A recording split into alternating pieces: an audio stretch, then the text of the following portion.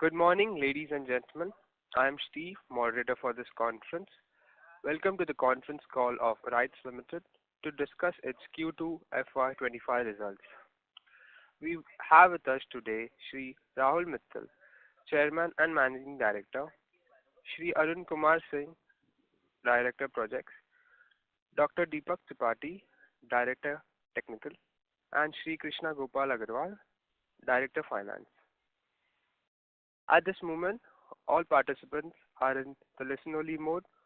Later, we will conduct a question and answer session.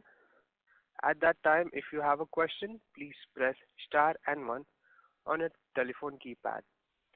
Please note, this conference is being recorded and in the interest of time and fairness to all participants, you are requested to restrict yourselves to one question per participant. Time permits, you may come back in the question queue. I would like to hand over the floor to Shri Rahul Mittal, Chairman and Managing Director, Rites Limited.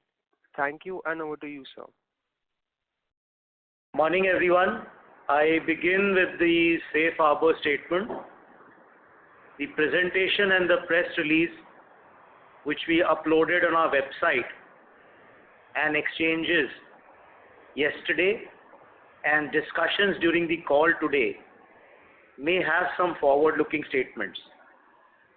These statements consider the environment we see as of today and obviously carry a risk in terms of uncertainty, because of which the actual results could be materially different, and we do not undertake to update those statements periodically.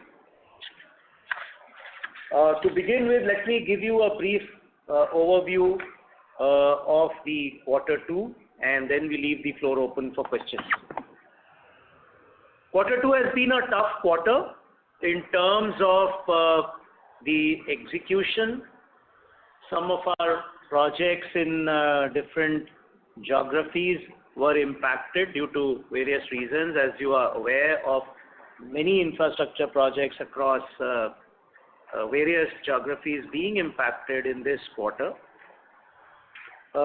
We are consolidating, and our focus has to be and will be in the coming quarters to continue increasing the execution and the sequential trend in terms of revenue, about 11 to 12% from Q1 to Q2.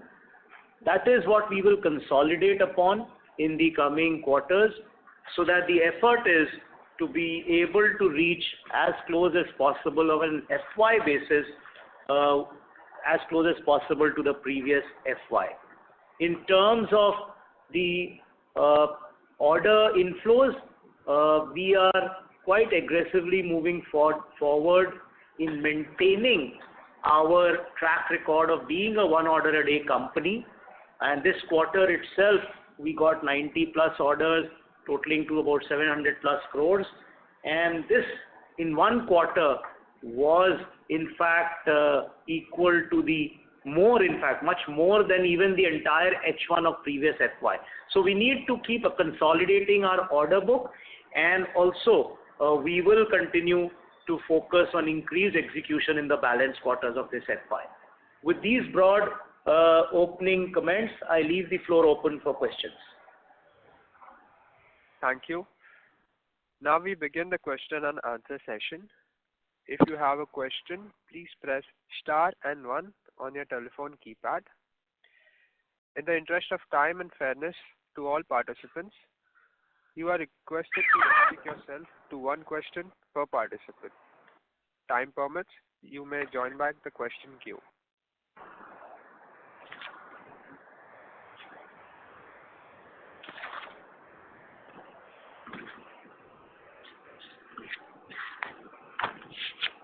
The first question is from the line of Shreyans Mehta from Equirus.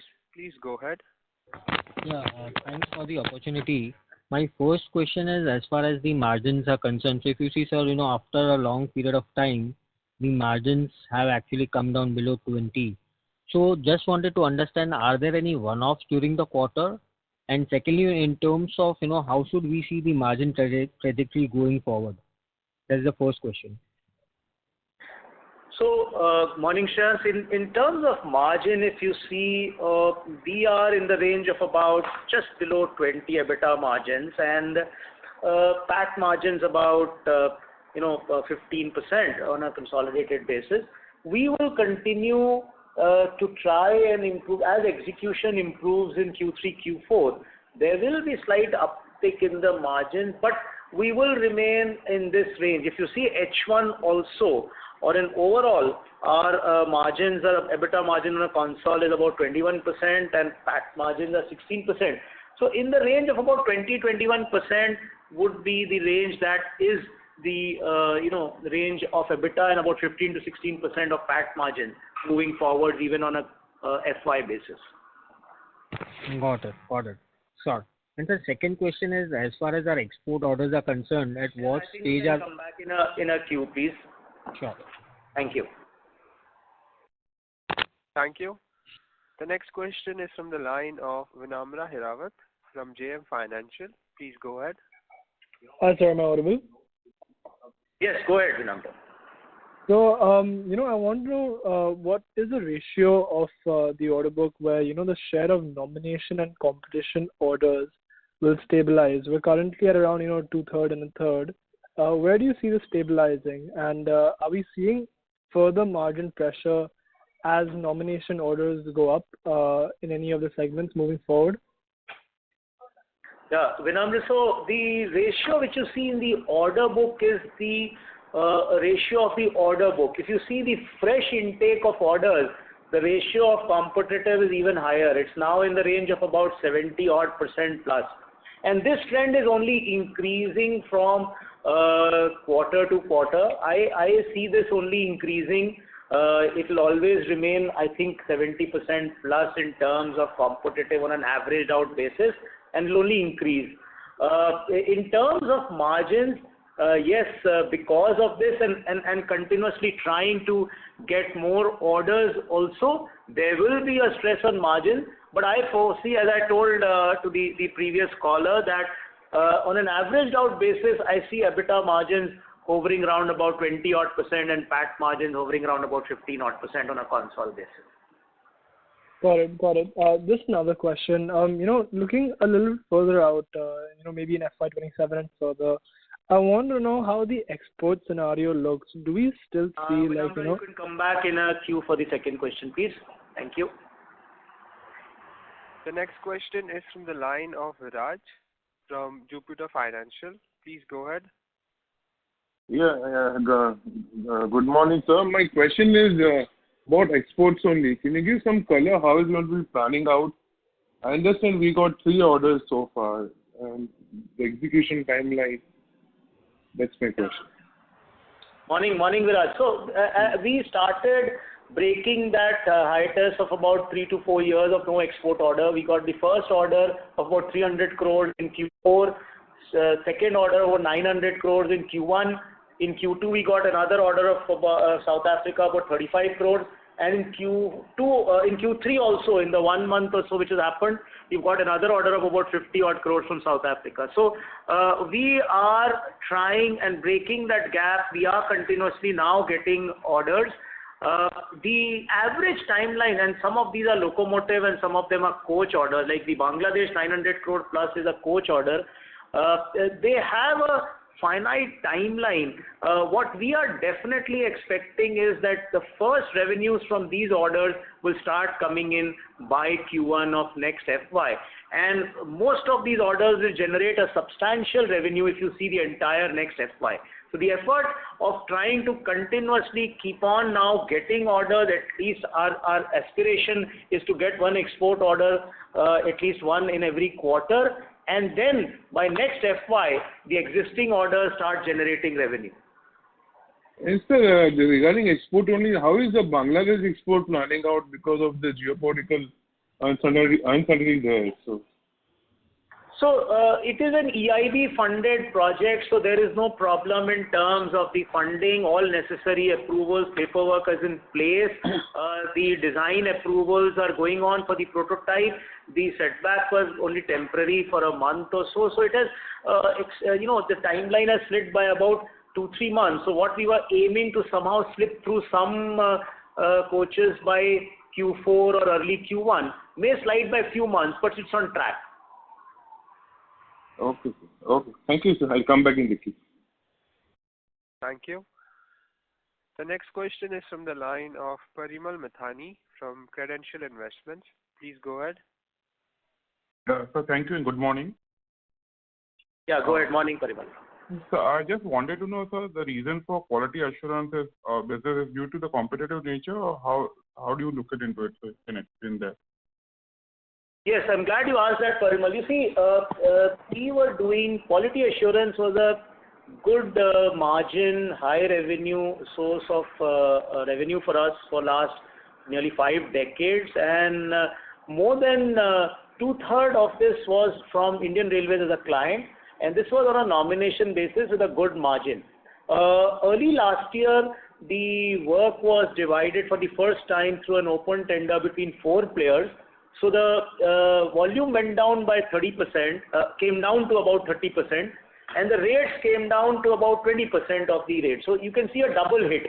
And these orders against the new contract, the inspection calls started hitting in by latter part of the last FY, and now that is the new rates. So that's why this has given us a hit. Having said that, parallelly last year itself, from early last year, we started diversifying into a lot of number of other clients in the QA business. And if you compare from last year within 1 year, what used to be about 60% plus or 2/3 of IR as a client, in this Q2, it is down to about, it's become reverse, about 40% as IR as a client and 60% plus as non-IR as a client. So we have taken work across a number of non-IR clients, both domestic and international. We got our first order from Sri Lanka. So with this, in the coming quarters, our aim is to come back at least in terms of the total revenue from this stream to the early last year levels pre this tender. Okay. And so just follow up on that. Yeah, go ahead. Sorry to interrupt, sir. The current participant has been disconnected. The next question is from the line of Manan Fuladia. Please go ahead. Hi, sir. Am I audible? Yeah, go ahead. So just a question. Since you said that our split of business from IR to outside business has switched, is that also something that has a bearing on the margins? Were we getting better pricing for the railway business that we're not now getting within the outside business that we're trying to do? Yeah, so I'm specifically talking of the QA stream of my business, right? We do a lot of other work for IR also. This is QA stream, the inspection stream of revenue, which, as I said, was about 2/3 IR and 1/3 non-IR. And obviously now that we are diversifying and have been doing it in the last year or so, taking orders across non-IR, the margins have taken comparatively a huge hit. The rates have also gone down substantially. And if you analyze that, that is one of the main hits if you compare YOY. All other streams of revenue, whether it is project consultancy, leasing, turnkey, etc., have been steadily growing. They have reached all-time highs, in fact, in some quarters. The hit has been due to contribution, a dip in contribution from this particular stream of revenue. And as I mentioned to one of the earlier callers, the export revenue, which has not been there for last few quarters, which is expected to pick up by next FY. Right, sir. I understand that. Just a second question on the REMC bit. Sorry to interrupt, sir. Please come back in the question queue for further question. The next question is from the line of Shreyans Mehta from Equirus. Please go ahead. Yeah, thanks for the opportunity. So, sir, coming to FY25, as you said, probably export orders traction should start from FY26. So how should one look at FY25 in terms of revenues, given that export orders wouldn't be there? And second follow-up would be, once the export orders start trickling in, will the working capital cycle be similar to what we had earlier, or would there be any changes? I didn't get your follow-up. When the export orders keep coming up, I didn't get that. when the export orders start contributing, say FY26 onwards, will the working capital cycle remain the same as we had earlier? How will the working capital cycle work? So in terms of FY25, as I said at the outset, the focus now, normally Q3, Q4 gives the best execution for infrastructure projects. The aim is to really step on the gas and execute all our infrastructure projects. We've got a huge order book now, and we are growing not only in the order book, but as I said, the focus has to be increased execution, both in the consultancy as well as the turnkey, so that we come as closer to possible as the previous FY. And as far as export revenue will definitely start coming in by early next FY. And this large order book, we have now about 1,300 odd crores of export orders, plus some orders will come up also. In terms of that, they will start generating revenue in next FY. The working capital requirement for exports is been hardly any. That's been our traditional model, which we have been doing export of rolling stock traditionally. So working capital requirement has been minimal, and it will remain in that range. Got it. That's it from my side. Thank you. Thank you. The next question is from the line of Vinamra Hirawat from JM Financial. Please go ahead. Hi, sir. My question was regarding execution and sales. So can we know why execution has been low across multiple geographies, like you said in the introduction? Is there anything other than the monsoons, and any possibility of our sales having been impacted due to lower government spending than expected in the first half of this fiscal year? I don't think there is any substantial reason except the reason that you pointed. In terms of infrastructure, there have been certain geographies which were definitely impacted due to the rains, etc. But if you see Q1 to Q2 sequentially, we have tried to step on it, and there has been about 11 to 12% growth in the operating revenue. But yes, if you compare YOY, it is definitely lower, about 7% or lower. So we need to, and as I said, Q3, Q4, we will be able to definitely, the visibility is quite clear in terms of execution at the ground level. There doesn't seem to have any major, finite, substantial reason why they should not get these projects, the execution level should not improve in Q3, Q4. So it's not because of low government spending, it's more because of just monsoon in certain geographies? No, not at all. We have got we have about 600 plus orders of consultancy and turnkey across, totaling to the 6,580 crores. And this definitely is, these are just in terms of, you see, the factor which you saw across certain geographies across the country. And so I don't see any problem at all in stepping up and seeing at least minimum. We've already seen Q1 to Q2 about 11-12% growth. I see in terms of execution even a bigger substantial execution growth moving sequentially. Okay, thank you. Thank you. The next question is from the line of Viraj from Jupiter Financial. Please go ahead. Yes, sir. My question is on the export order only. So you said 1,300 crores of the export order will be executed over what period of time, sir, once it starts from FY25? You see, Viraj, normally locomotives take about, on an average, 18 months, and coaches about 15 odd months. These orders are locomotives and coaches, and the coaches one for Bangladesh got affected by about, let's say, 3 to 4 months. So putting that time frame of about 18 odd months, and these orders are already in our kitty. I think next FY we have a bright chance of executing a substantial chunk. Our aim would be to, I would say, rather than putting a specific percentage, but the 1,300 odd crores, we would like to execute a substantial chunk of it in the coming FY. And so follow up on that, the margins on the export orders would be in range of 25% EBITDA and 20% PAT, since it's export order? No, in fact, this is definitely, in fact, maybe I've explained that earlier when we've got these orders for the first time, breaking a hiatus of about 3 to 4 years. Nearly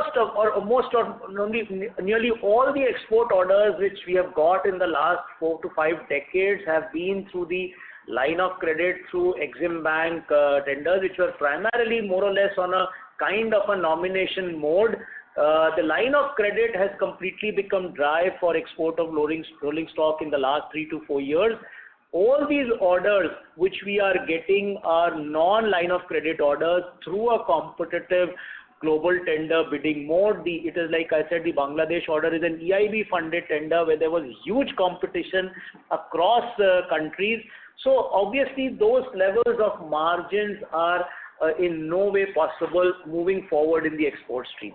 The margins will definitely be better than the turnkey segment, but definitely not in the range of the traditional export 25% odd margins. What would be the margin, say, in that case? Would be in what range? Would be give some indicative range? They would, it's premature. They see each of these have been bid at different margins, and the aim would be to execute them quicker so that we get margins even better than what we bid at. So it will be very difficult right now to peg one figure. Each one of them has different levels of margin, but for sure, I mean, in terms of very clear clarity, they are definitely well below 25%. Okay, thank you. Thank you. The next question is from the line of Parimal Mathani from Credential Investments. Please go ahead. Sir, in terms of follow-up to the quality assurance business, you launched this thing called Vista. So how does it help in terms of, can you explain that, sir? And is it going to be margin accretive to us? Yeah, I'm glad, Parimal, you asked this question. This is a very important initiative from us for getting cutting edge technology across our areas, and QA being a very important area. This is basically the use of AI for inspections of rail at our SAIL Bhilai plant, and this is a very good start. First of all, it improves the quality of inspection. It's a very important safety related aspect, and these are early days. It is to get in this technology to first improve the quality and then be able to use this technology not only in rail but other safety items that we inspect, and then that is a time when we'll be able to capitalize on this both in domestic and international market, that AI-based inspection, so that they start generating more and more profitable orders. Right now, these are early days. It's a very good initiative of try and have a breakthrough in using AI for this safety items inspection. Okay, sir. Thank you, sir. I'll come in the future. Thank you. The next question is from the line of Manan Polaria from MKP Securities. Please go ahead. Sir, my second question was on the REMC business. You had said that we are putting out tenders for the 700 megawatt, I think, plant. I was just wondering if there is any update on that, and if you could also tell me how we are thinking of the REMC business for, say, the next 3 to 5 years going forward. What sort of capacities are we looking at? So in terms of the RMC business, it has been performing well, as you would have seen. It is being successively growing and giving profits. It's given a dividend of about 20 odd crores profit in this quarter, also giving good dividend to Rites and IR.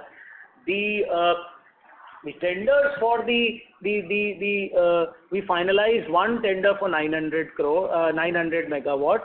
The 600 megawatts is also finalized. The PPA is being done. As of now, the 695 is being reviewed. Okay, understood, sir. Thank you. The next question is from the line of Uttam Kumar from Axis Securities. Please go ahead.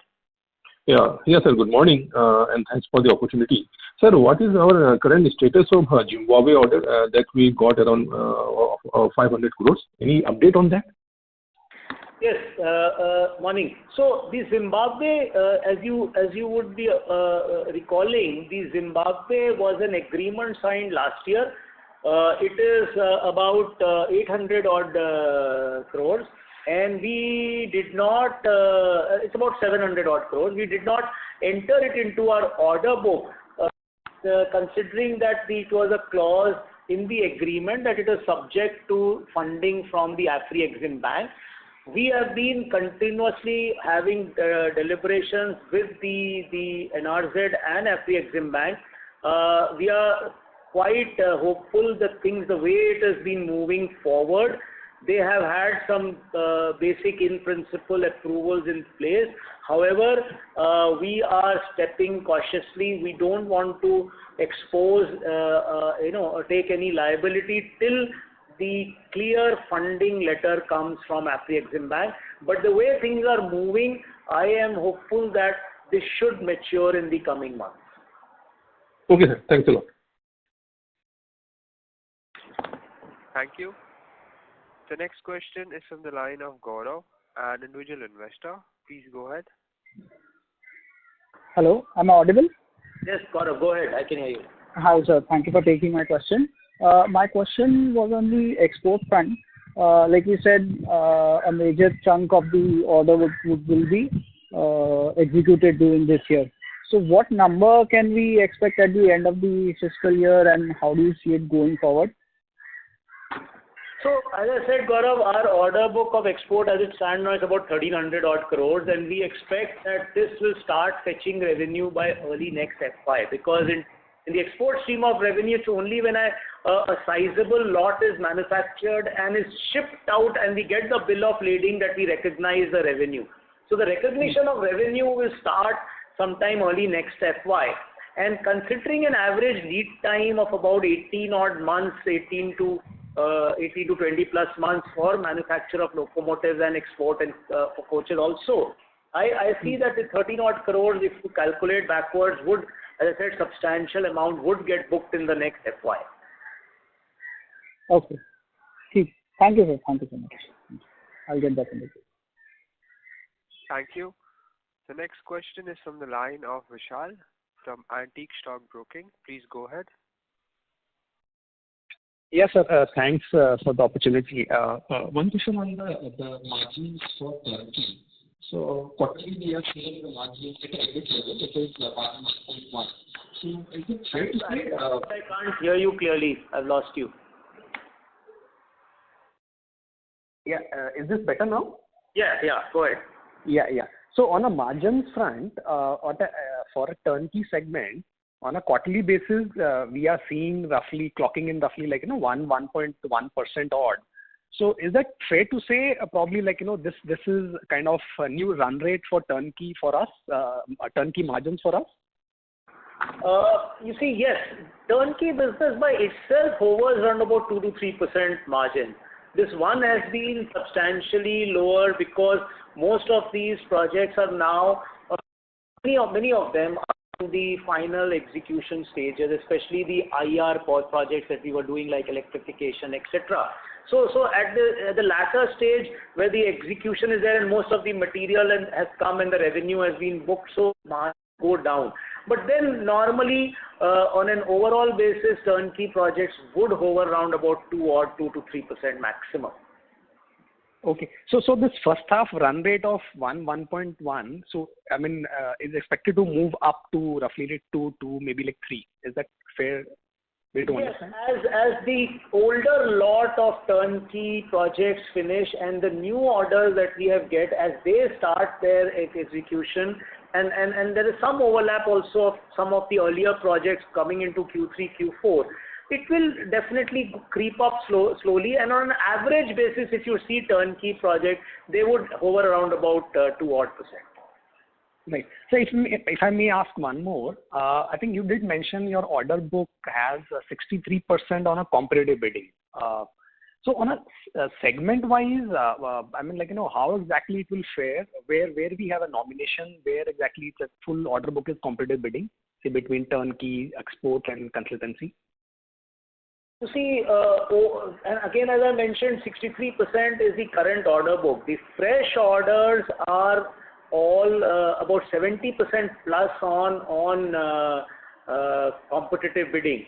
As I mentioned to one of the previous callers, all the exports are all on competitive.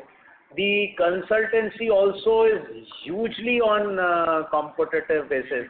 So they average out around about 80% of these are competitive basis. Where we may be still getting some orders on nomination is in our leasing business, where traditionally there have been some clients who continue old PSUs where we've been working some, but that's also opening up, and there is now about a 50-60% competitive. So on an average, it is fresh orders are all about 70-75% on a competitive basis. Sure, sir. Yeah, that's all from my side, and thank you for all the answers. Thank you. Thank you. The next question is from the line of Namra Hirawat from JM Financial. Please go ahead. So, sir, breaking our export orders hiatus, it's been great news. I want to know, how exports order inflows will look 2-3 years down the line. Are we still going to see, close to 1,000 crore order inflows like we have this year? Or with our push on competitive orders, can it even go higher in a couple of years, our order inflows, than it has been this year, which is the first year we've broken our export hiatus? Thank you. I'm glad you asked this question, a very favorite pet area of mine, because it required huge lot of effort to do a lot of business re-engineering to be able to compete in the global market and get orders for the first time in 5 decades on a global tender basis. And having broken that and now tasted blood, we are moving forward and trying to get orders, whether big or small, in every quarter. So subsequent to that, we got some orders, 30-40 crores from 2 orders from South Africa, and these were for in-service diesel locomotives which had to be modified to their gauge, Cape gauge, and exported. There's a huge potential in that for a large number of in-service locomotives lying with Indian Railways, where we are looking for markets to explore to export them.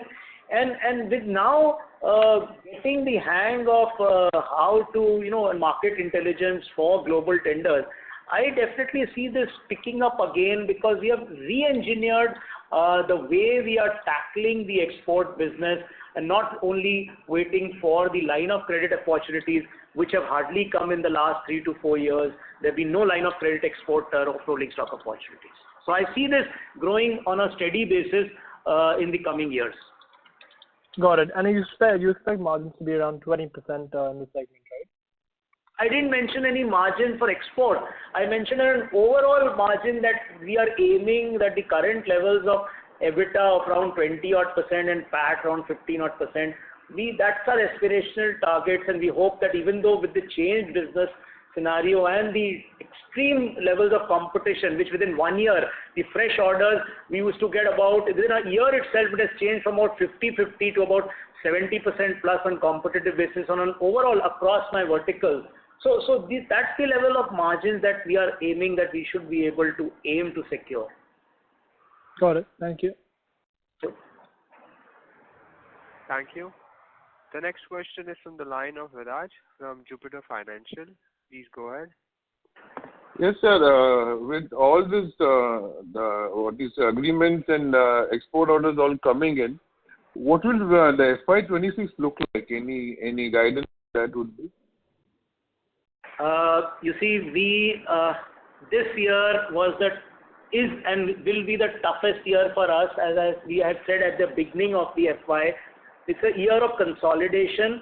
We are trying to increase and improve the execution in Q3, Q4 to come as close as possible on an FY basis to the previous FY. As you correctly said, with the export stream contributing in FY26, I definitely see a double-digit healthy growth vis-a-vis the current FY in the next FY. You mean in terms of revenue, right? Top line with double-digit growth. Yes, definitely in terms of top line, because that's, as you see, the order book from export itself will contribute a substantial amount with literally a zero contribution in this FY in terms of export. So that itself and other streams have been continuously growing. Project consultancy has been growing, turnkey has been growing. So in terms of FY26, you should see a substantial healthy growth vis-a-vis FY25. And sir, color on Etihad, the MOU with Etihad would be for what? Viraj, I request you to come back in the queue for the next question. The next question is from the line of Harshit Jitendra from Elara Capital. Please go ahead. Hello. Hi, good morning and thanks for the opportunity. I know, sir, we are having some difficult times at this point in time, and I think you are doing a very good job, sailing through this difficult time. Just a question from my side. Is the worst over as far as quality assurance is concerned, as far as in terms of, growth? And if you can also give a number for the quarter in terms of what is the quality assurance number compared to YOY last year? Yeah, morning Harshit. Thank you for understanding the tough fight which our entire team was giving. And I think whether it is in quality assurance or export or in terms of all our streams of business, it is only upwards now, which we have been aiming at the beginning of this FY. Sequentially, as you see, we've been growing about 11-12%, and that definitely our sequentially growth will be higher as we move on to Q3 and Q4. In terms of quality assurance, this was quite a substantial business. It's part of our consultancy revenue, so it's not fair for me to break it down separately and be able to give you the figures. But our internal analysis shows that the worst in quality assurance is over. In terms of the fact that the new regime of orders as per the revised rates from Indian Railways has kicked in from latter part of last FY. So the last 3 quarters, which revenue from IR we are getting as per the new rates. Parallelly, all our efforts last year of diversifying into non-IR clients, we have tipped the balance, and as I said, 2/3 plus now is non-IR clients in terms of our revenue as well as order book, and vis-a-vis early last year where it was the reverse. So our effort is that the levels of QA revenue which you are seeing, which has now come, this will only increase now. We've got our first revenue, international QA from Sri Lanka, our revenue from PM Vishkarma, revenue from GEM, and a number of non-IR, across states, whether it is Jal Jeevan, whether it is solar energy, whether it is various other infra from various municipal corporations which we are doing process and product inspection. This is only adding, and the QA revenue is also in an upward swing now, starting from this quarter itself. Wow, that's great to know, sir. I have a few more questions. I'll join in the question queue. Thank you. Thank you, Ashok.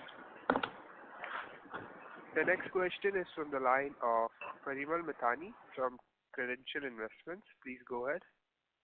Sir, thanks for the opportunity. So, is it fair to assume that what the work has to be done is over with in terms of quality assurances, export and other line of business, and the traction ahead is going to be more, especially in exports?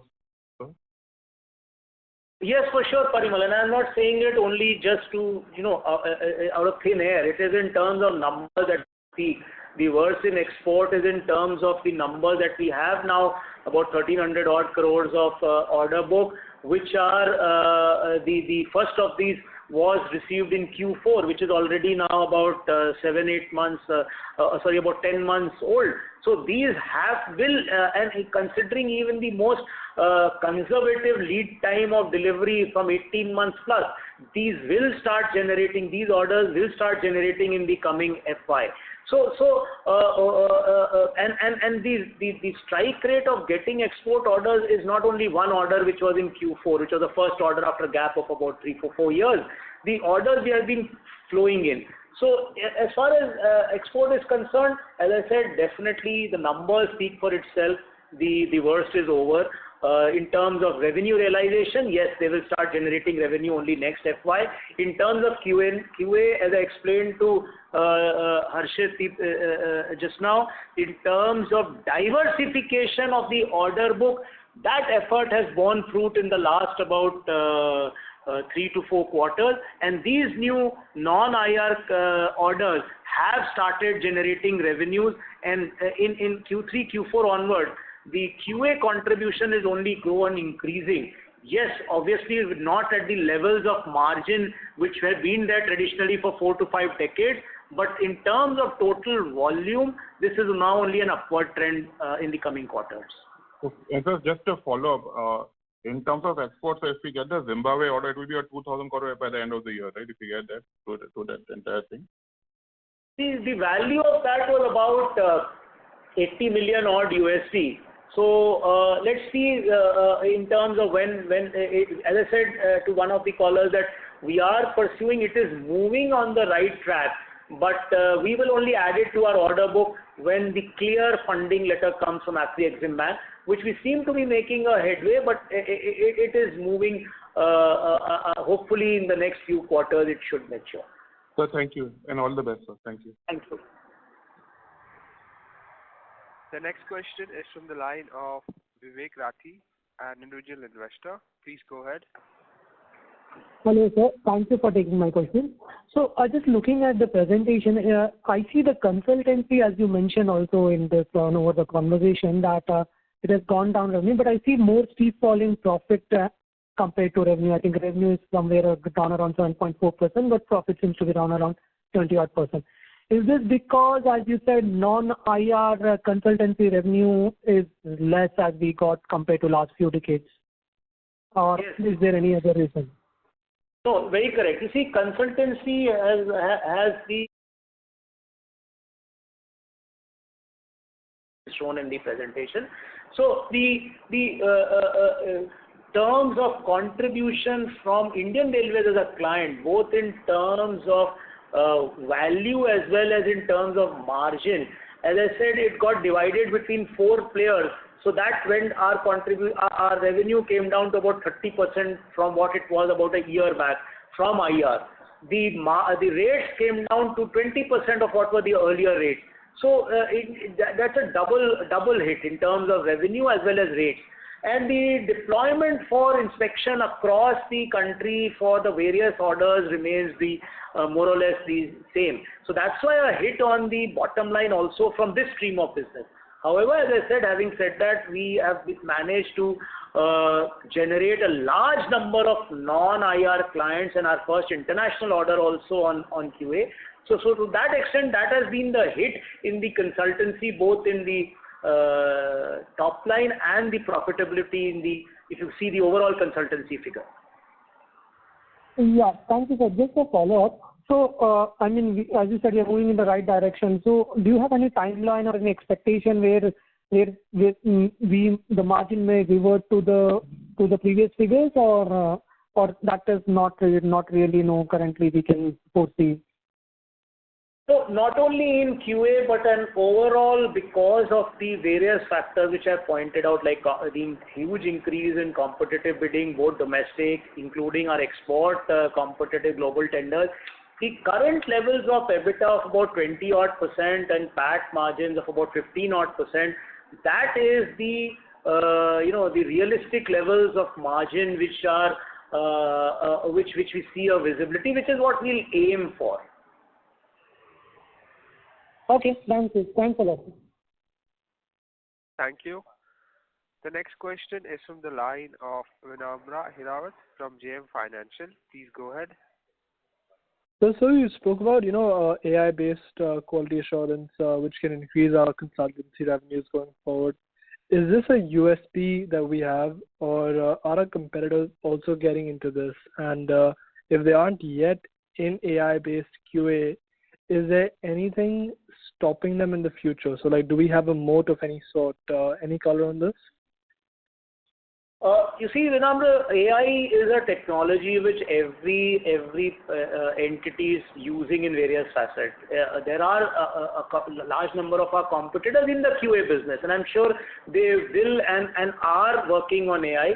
We gave a lot of importance, and as a first mover advantage, started applying this for inspections of rails, which is one of the most safety related products. So at our inspection with the SAIL Bhilai plant, we have introduced this, and the experience that we gained, we are already wanting to extend this to other products and key safety processes and products. And I think this early mover advantage will give us advantage, but I'm sure others will definitely opt for it. There is a competition in that. But you see, AI based inspection coupled with our technical experience of 4 to 5 decades of these, whether it is rails or wheels or many such safety products, this definitely gives us a edge in terms of QA business as a whole, in terms of our USP. Got it. Thank you. Thank you. The next question is from the line of Viraj from Jupiter Financial. Please go ahead. Yes, sir. My question is about this MOU with Etihad Rail. Any color on that in terms of like what is it for this EMC corridor, or any color on that would be helpful.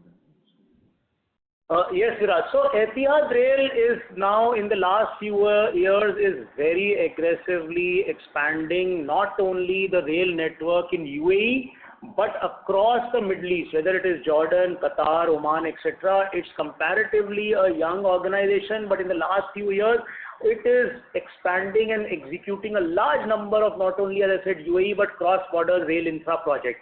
So this was a very good, important strategic breakthrough for us. We've entered into an MOU with them for about 5 years for rail infra projects, not only in for consultancy, not only in UAE, but across the Middle East, as well as they expand in other geographies also. So I see a huge potential for leveraging this MOU in the coming months. It is in the field of consultancy, not exports, right? Yeah, this is consultancy for, so it's an overarching MOU which covers all areas of our expertise, whether it is consultancy in rail infra network, whether it is export of rolling stock as their requirement increases, because they are expanding, their rail network is very young. It is for passenger, there is hardly any rail network. For freight now, they are started connecting their key ports for container movement in a big way. So requirement of rolling stock for both UAE as well as other geographies is also an opportunity which is covered in this MOU. Okay.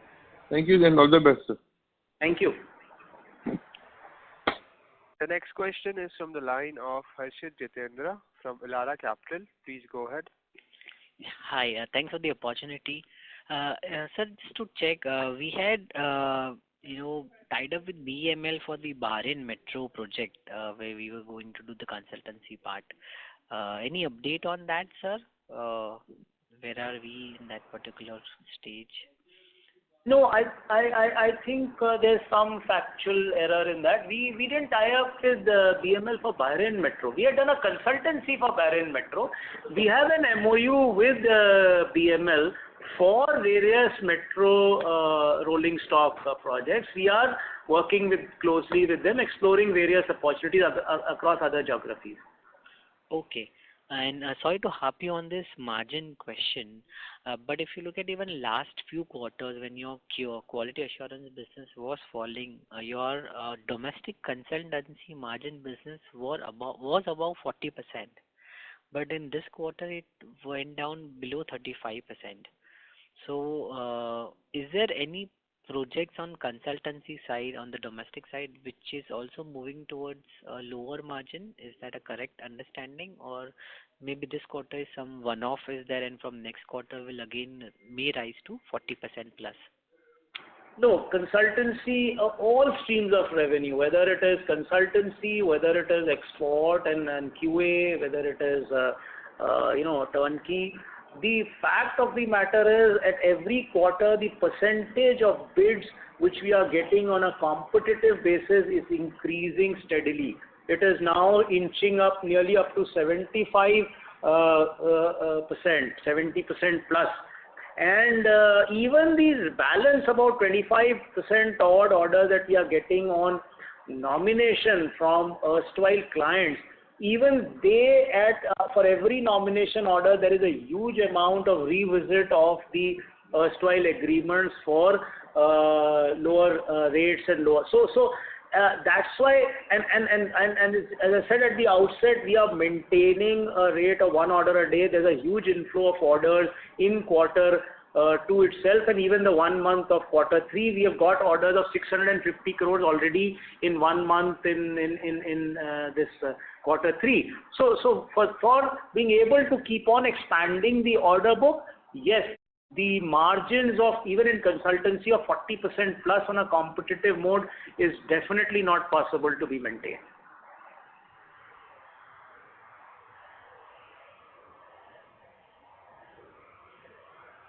Hello? Hello, Harshit? Hello, sorry. Yeah, sorry. Thanks for the answer. Just on the employee cost has been on a rise. I think we'll come back in a Q4. No problems. Yeah, sure. Okay, thank you. Thank you. The next question is from the line of Vivek Rathi, an individual investor. Please go ahead. Thank you again. So just follow up, sir, on my last question. I mean, you said there are now this consultancy is regularly divided among four different entities. So who are the other ones, sir? I mean, now they are new competitors, right? Because previously it was on nomination basis. Now there's four other entities. Yeah, so it was divided through a tendering process between four players. The other players are TUV, Intertech, and Bureau Veritas. Can you repeat the sorry? TUV? There are four players now in the QA business for Indian Railways. Besides Rites, which has got 30% of the total pie, it is TUV, Bureau Veritas, and Intratech. Okay, sir. Thank you. Thank you. The next question is from the line of Harshit Jitendra from Elara Capital. Please go ahead. Yeah, hi. Thanks for taking my question again. So just you have recently got an order from DMRC for 35 crores for retrofitting of this O&M business. Can you just elaborate on what is this order and what is our scope and any more future orders expected? Yes, so you see, we are our expertise in design and of export of rolling stock. So we have a very strong rolling stock vertical which has been customizing, designing rolling stock over the years for various clients, and that's why we leveraged this expertise and experience as DMRC was looking for retrofitment of its first coaches, which were the earliest, about 20-year-old coaches, which came in early 2000. These are about 22 rakes, about 176 odd coaches, which require now midlife refurbishment for upgradation to the latest, whether it is in terms of technology, latest in terms of the interiors and all over. So that is a very good potential for us, and we have got this through a competitive mode and in partnership with expertise entities who have certain areas of expertise in the total pie. So our share in this act is about 36 odd crores. And we see this as a good opportunity because DMRC being one of the oldest metro systems, more of their rolling stock will require this midlife rehab in the coming years and definitely moving forward other metro systems across India. Understood, sir. And secondly, on employee cost, we have seen a rise. Can you come back in a queue, please? Thank you. Sure.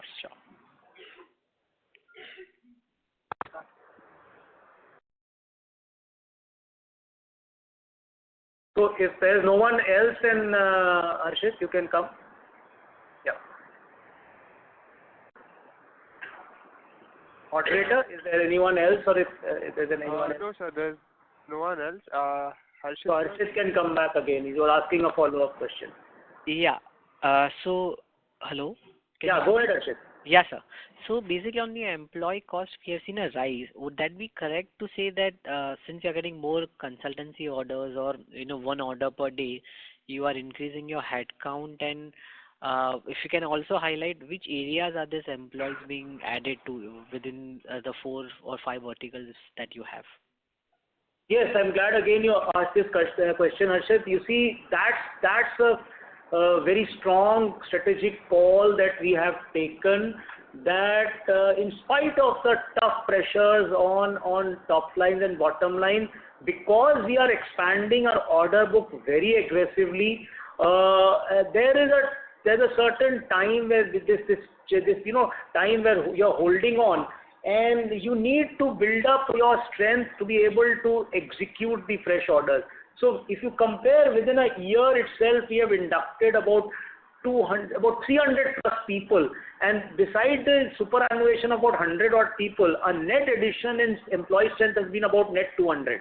So this 200 strength we have increased, obviously increasing the employee cost, even though there has been, as I said, challenges on the top line and the margin. So these are all the engineers, graduates, postgraduates with areas of specialization ranging from design, from architecture, from town planning, etc. And these are primarily very carefully identified based on the order visibility and the future visibility of orders that we have in our order book. Understood, sir. Thanks for answering the question, sir. Wishing you all the best. Thank you, Harshit. Thank you. As there are no further questions, I would now like to hand the conference over to the management for their closing comments. So thank you all, and as I said at the outset, the focus on the H2 is to step on the gas to increase the execution to the maximum, to come as close as possible to the previous FY levels, and then definitely on this platform see a sizable and appreciable growth in the coming FY. The trend of fresh order inflows is encouraging. As I said, in the Q3 itself, within a month, we have got orders up to 600 crores plus, and this is being possible by our increased partnerships, collaboration, diversification, both domestic and international. So in the last few months, we signed an MOU with Etihad Rail, domestically arrangements and MOUs with NHAI, NBCC, NMDC, DMRC, SAIL, HUDCO, across the board. So with that, we definitely we are confident that we will continue to leverage our strength for expanding our order book on a steady basis. And currently the order book at 6580 crores has a visibility of about 2.5 odd years. Our aim would be in the coming quarters and the next FY, even with the increased execution, to keep on expanding the order book and aiming to have an order book of at least a 3-year visibility. So that's in a nutshell the way forward as we see it. Thank you. Thank you all for being part of the conference call. If you need any further information or clarification, please email at investor@rites.com. Ladies and gentlemen, this concludes your conference for today. Thank you. Thank you.